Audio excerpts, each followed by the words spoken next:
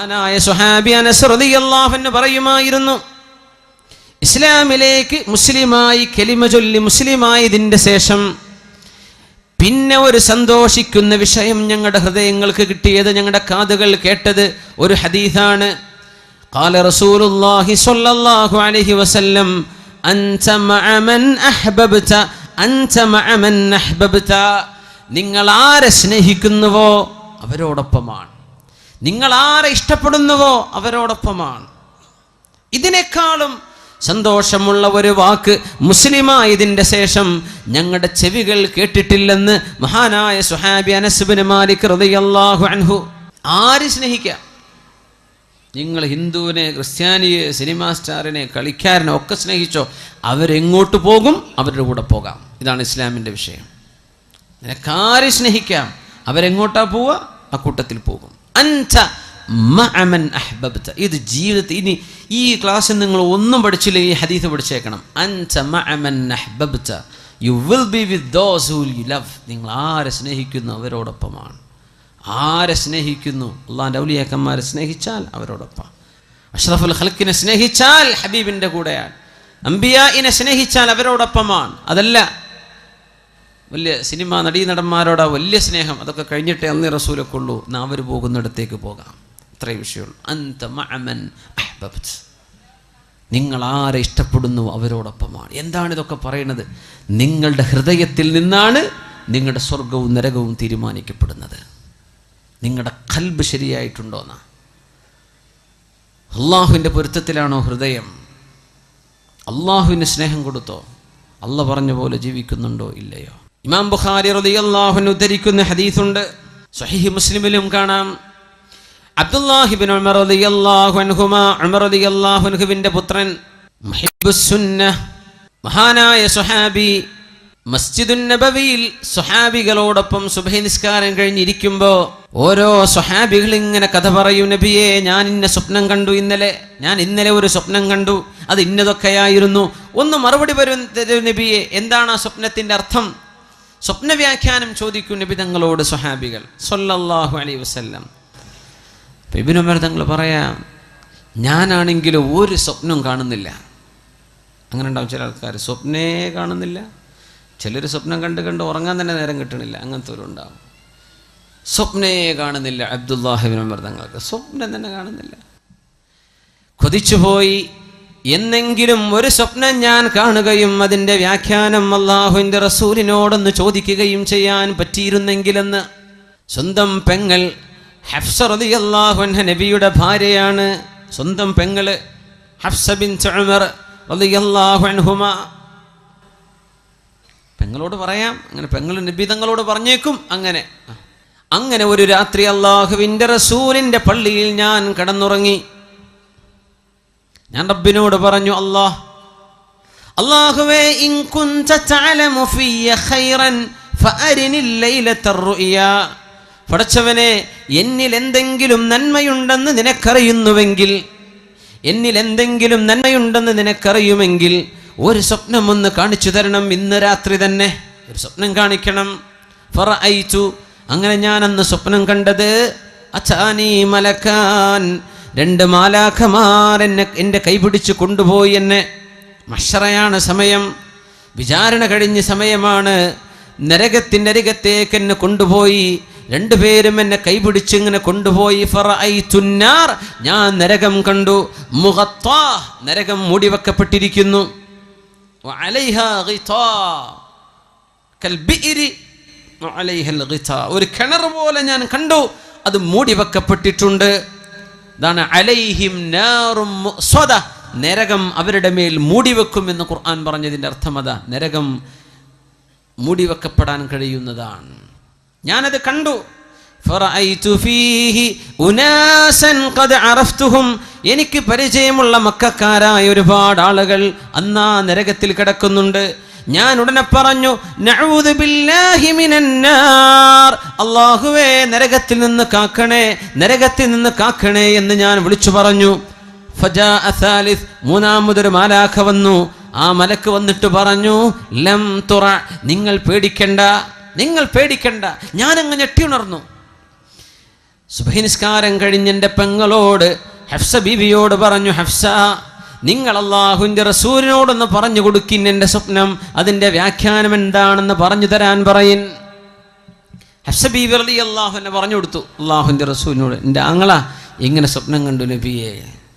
തങ്ങളതിങ്ങനെ കേട്ടിട്ട് പറഞ്ഞു, നിഅ്മർ റജുലു അബ്ദുല്ലാഹ്, നിഅ്മർ റജുലു അബ്ദുല്ലാഹി ലൗ കാന യുസല്ലി ബില്ലൈൽ, നിഅ്മർ റജുലു അബ്ദുല്ലാഹി ലൗ കാന യുസല്ലി ബില്ലൈൽ. രാത്രി നിസ്കരിക്കുമെങ്കിൽ, രാത്രി 2 റക്അത്ത് തഹജ്ജുദെങ്കിലും നിസ്കരിക്കുമെങ്കിൽ അബ്ദുല്ലാഹി വളരെ നല്ല ചെറുപ്പക്കാരനാണ്, വളരെ ഉഷാറാണ് ആള്. പക്ഷേ ആ ഒരു രാത്രി സുബ്ഹിന്റെ മുമ്പ് ഒരു 2 റക്അത്തെങ്കിലും നിസ്കരിക്കുകയാണെങ്കിൽ ആള് മാഷാ അല്ലാഹ്. ബാക്കിയൊക്കെ ക്ലിയറാണ്. 2 റക്അത്ത് രാത്രിയിലെ നിസ്കാരത്തിന്റെ ഒരു കുറവ് കാണുന്നുണ്ട്. ഫമാ തറക്തുഹാ മുൻദു അൻ ഖാലഹാ റസൂലുള്ളാഹ് സ്വല്ലല്ലാഹു അലൈഹി വസല്ലം, അല്ലാഹുവിൻ്റെ റസൂൽ ആ പറഞ്ഞതിന്റെ ശേഷം പിന്നെ രാത്രിയിലെ 2 റക്അത്തെങ്കിലും ഞാൻ നിസ്കരിക്കാതെ പോയിട്ടില്ലെന്ന് അബ്ദുല്ലാഹി ഇബ്നു ഉമർ റളിയല്ലാഹു അൻഹുമാ. അല്ലാഹുമായുള്ള ബന്ധമാണ്. അല്ലാഹുവിനെ കുറച്ച് സമയം കൊടുക്കുക. അല്ലാഹുവിന് സമയം കൊടുക്കുന്നത്, ഹൃദയം കൊടുക്കുന്നത്, അല്ലാഹുവിൻ്റെ ഇഷ്ടദാസന്മാരായ സുഅദാ, സന്തോഷം ലഭിച്ച മുഴുവൻ ആളുകളും സമയം റബ്ബിന് കൊടുത്തവരാണ്. അല്ലാഹുവിന് സമയം കൊടുത്തു, ഹൃദയം കൊടുത്തു. തതജാഫാ ജുനൂബുഹും അനിൽ മളാജിഇ യദ്ഊന റബ്ബഹും ഖൗഫൻ വതമആ, تتجافى جنوبهم عن المضاجع يدعون ربهم خوفا وطمعا ومما رزقناهم ينفقون عليكم بقيام الليل. രാത്രി നിസ്കരിക്കണേ എന്ന് പരിശുദ്ധ റസൂലുള്ളാഹി സ്വല്ലല്ലാഹു അലൈഹി വസല്ലം. ഇശാ നിസ്കരിക്കുന്നതിനെ കുറിച്ചല്ലേ പറഞ്ഞത് കേട്ടോ. ഇശ അതിനെ സംബന്ധിച്ച് വർത്താനല്ല, അത് നിസ്കരിച്ചേ പറ്റൂ. രാത്രി 2 റക്അത്തെങ്കിലും അല്ലാഹുവിന് വേണ്ടി തഹജ്ജുദ് നിസ്കരിക്കണം. അലൈക്കും ബിഖിയാമിൽ ലൈൽ, നിങ്ങൾ രാത്രി നിസ്കരിക്കണേ എന്ന് പരിശുദ്ധ റസൂലുള്ളാഹി സ്വല്ലല്ലാഹു അലൈഹി വസല്ലം. ഫഇന്നഹു ദഅബുസ് സാലിഹീൻ, അത് സജ്ജനങ്ങളുടെ മാർഗമാണ്.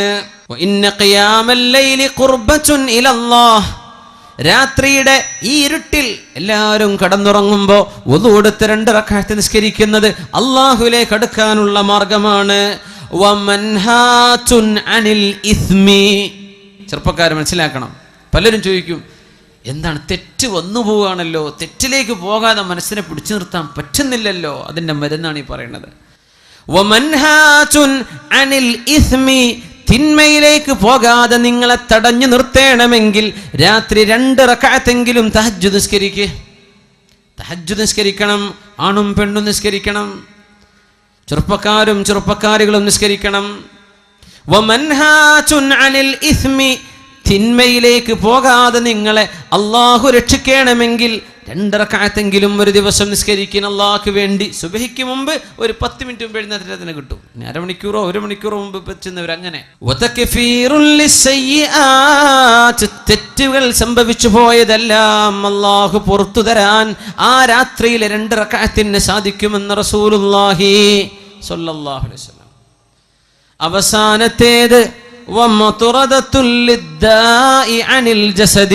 ശരീരത്തിന് വരുന്ന വലിയ വലിയ അസുഖങ്ങളെ തടുക്കാനും രാത്രിയിലെ നിസ്കാരത്തിന് കഴിയുമെന്ന് റസൂലുള്ളാഹി സ്വല്ലല്ലാഹു.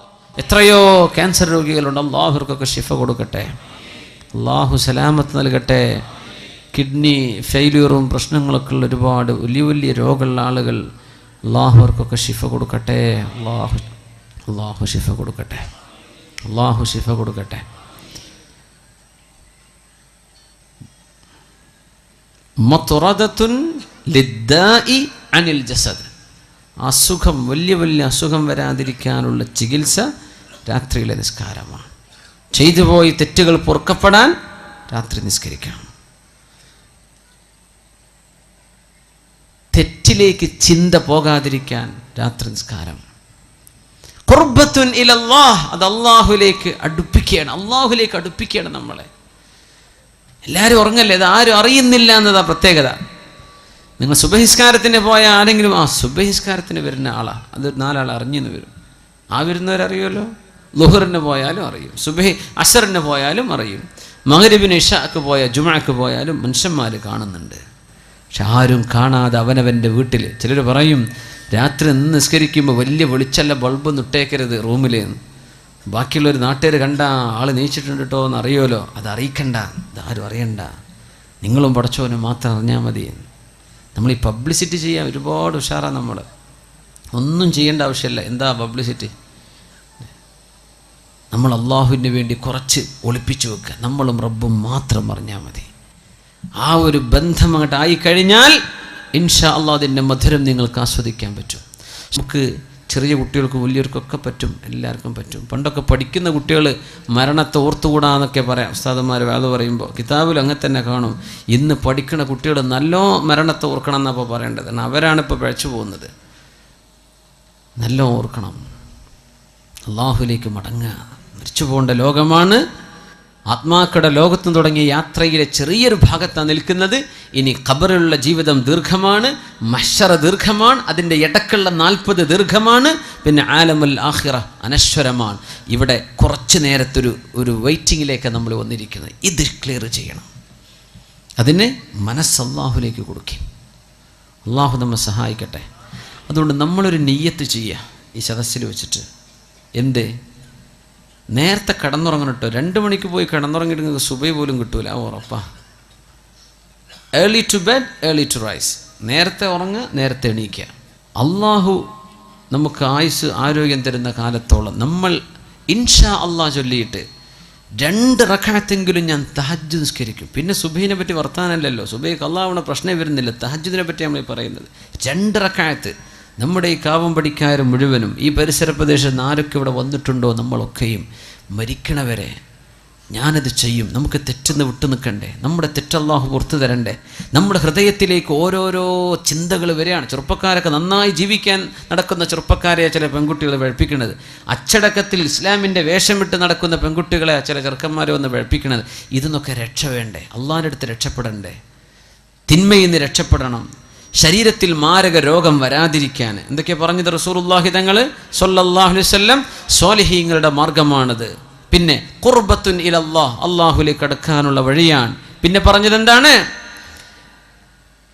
അള്ളാഹുവിൻ്റെ ഭാഗത്ത് നിന്ന്